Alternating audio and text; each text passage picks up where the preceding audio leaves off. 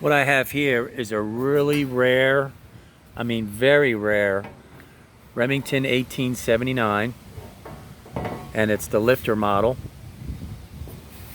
And this is rare because they only made probably anywhere from 50 to 100 of these. Some people say they only made about 50. Other people say they made about 100. So I'm not quite sure what is correct. So I guess it's in between 50 and 100. It is a hammer gun, and it's 12 gauge, steel barrels. It's in really good condition for its age. Very low 4-digit serial number. As you can see, it has the forearm that is right for the age and the model. The Neely, I think it's called a Neely Edge. Now this is grade 1, it has no engraving on it or anything.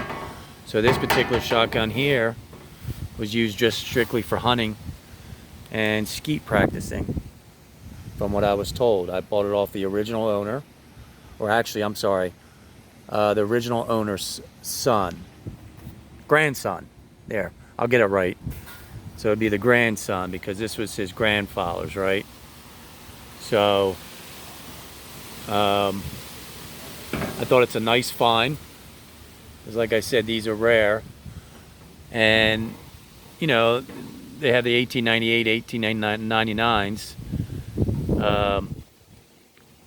but it's not the lifter model. Lifter model, I believe, was from 72 to 85, was it, or 83? I lost track of thought, but sorry about that. It's online, and they're called Whitmores. So this is a Remington Whitmore, because of the lifter model right here. So as you open it up to load your shells, you just lift this straight up. So let's see if I can do this with one hand. There we go. So I'm lifting this up with one hand with my finger, and you can see you open the bores up, load your shells, bring it back down. So that's why it's called the Whitmore design. So it's the Whitmore model. You can see the checkering is in really nice shape. Of course, it has its dings and dents and whatever. Not, I mean, on the wood stock here, I mean, it's been used, but since the checkering's in great shape, it's been really well taken care of. I mean, even on the forearm, you have some really nice checkering. Looks like the it's just starting to fade here on the barrel, the bluing, I guess. It's starting to really get a nice patina. You do have the Remington stamping right there. I don't know if you could see it. Let's see. But it is fading away. You know, it's funny. Through the years, we all fade away, right? I mean, it's sad. It's got the original sight. You know, in another 100, 200 years, you know, hopefully this gun will still be around, and I'm sure less than 100 years this will be faded away, this stamping here. You know, everything just goes eventually. But we're here to enjoy to what we like for now, and hopefully we can pass this on to people that will still enjoy them and just admire the workmanship. This thing is extremely heavy, like a lot of my Remingtons I have. You know, when you get the ones that are built in the late or early 1870s, 1880s, 1890s, they're pretty heavy. They're really, you know, really heavy shotguns. I can't imagine carrying this in the field for 2, 3, 4 hours, even in my younger days, my healthier younger days, let's put it that way. So let me just bring it up in here. Now in the old days, or even in the not too old days, I guess up in the 50s and 60s, you know, these were used as a tool. These were used as hunting purposes and to get food on the table.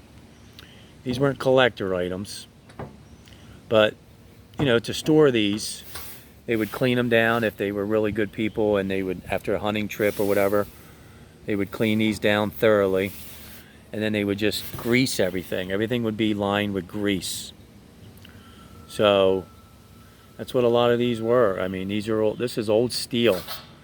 And that was not like these fancy gun oils today, you know, that we have. But, you know, you could shoot light loads in this.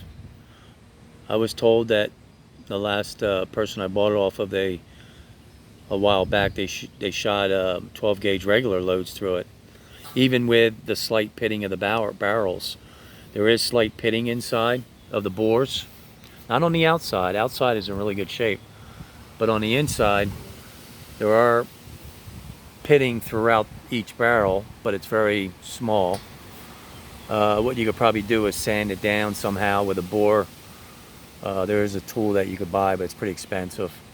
But you can also get like, what do you call those? Like the bore sandpapers that are kind of round, 5/8 or whatever, and make sure you have the right size. Put it on a drill with a long rod and just lightly go in there with it, back and forth, and polish it up. You'll get a good 50% of it taken care of.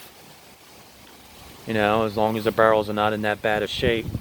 And then just line it with some nice oil inside, some gun oil.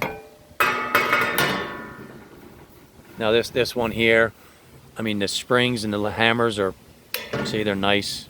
Let me do this one. Boom, see? I mean, these things were like built to last.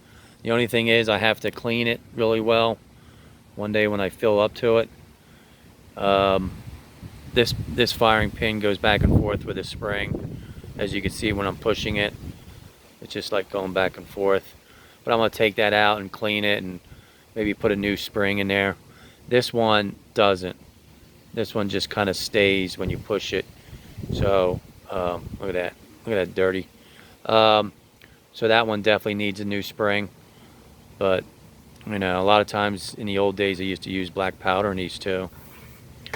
But it's cool. Like I said, the back hammer or the back trigger, of course, is the left side, so I'm just going to ease that down. Front trigger, right side. So there you go, 1879, extremely rare lifter Whitmore shotgun, 12 gauge hammer. Let's try to say that one more time. Let's go Remington Whitmore, 1879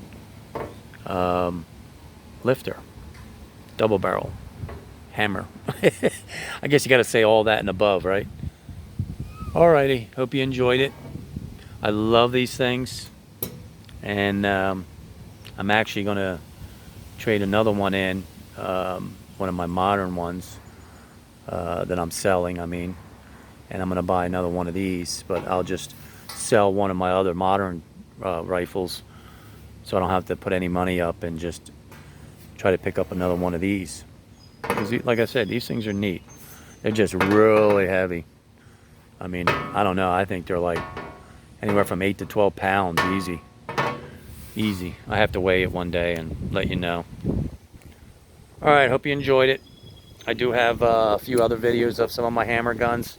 I have one that's an 1883 or an 85. I can't remember. I thought it was an 85, but I was told it was an 83.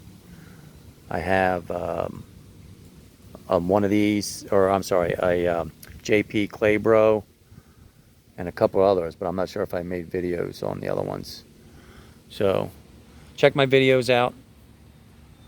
If you have any questions, that's great. Have a good day. Be safe.